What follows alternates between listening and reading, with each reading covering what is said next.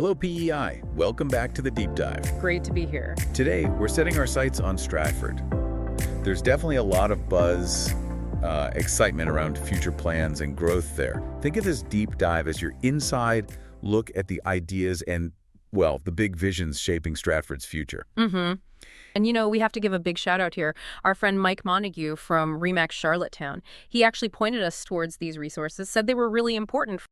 And Stratford is a really interesting spot right now. It's been growing incredibly quickly. You mentioned that, yeah, like one of the fastest growing places in Atlantic Canada. That's what the data shows. It's quite remarkable. Wow. So that's a lot of new people, a lot of energy.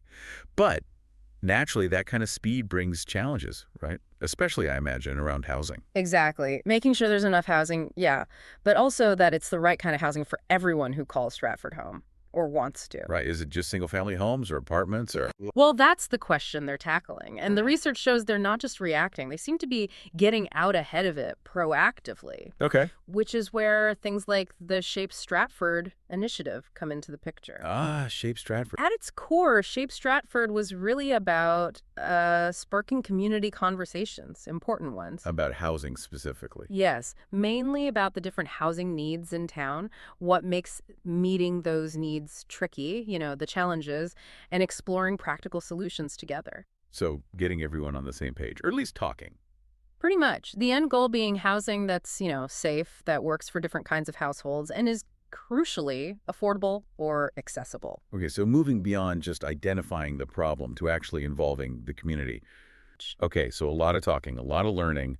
What actually came out of Shape Stratford? What was the result? It seems it gave the decision makers, like the town council, a much clearer picture, more data-driven. Clearer how? Well, understanding the actual housing needs. Yeah. Moving past just gut feelings to figures on, how many units are needed for the future, but also what kind of units, different sizes, types, affordability levels. So a much sharper focus on what success looks like for housing in Stratford. Precisely. And it wasn't just a one-time thing.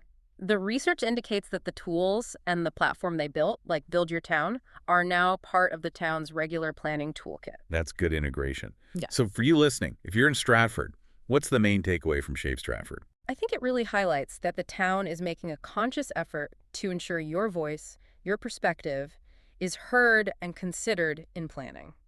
It's about building the future with the community. That foundation, understanding what the community needs, seems crucial when you look at some of the bigger potential projects. Which brings us to the Crossroads development. Right, the proposal from the Gray Group. They're a local company, right? Yeah. The research mentioned their connection to Stratford. Yes, deep roots there. They consider it home base. And this Crossroads plan is, well, it's ambitious. We're talking a 15 to 20-year timeline. That's the projection, yeah. On a pretty large piece of land over 100 acres bought back in 2018. And the vision isn't just houses, is it?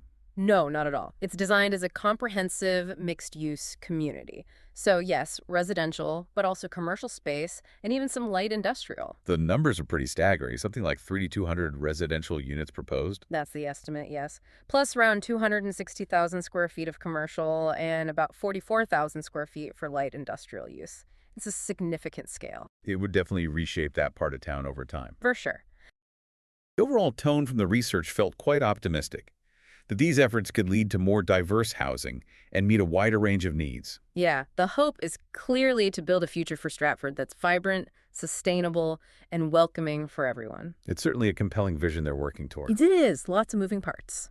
So, thinking about that long time frame, 15, 20 years for the Crossroads and the ongoing engagement tools from Shape Stratford, here's something to chew on, a provocative thought for you. Okay.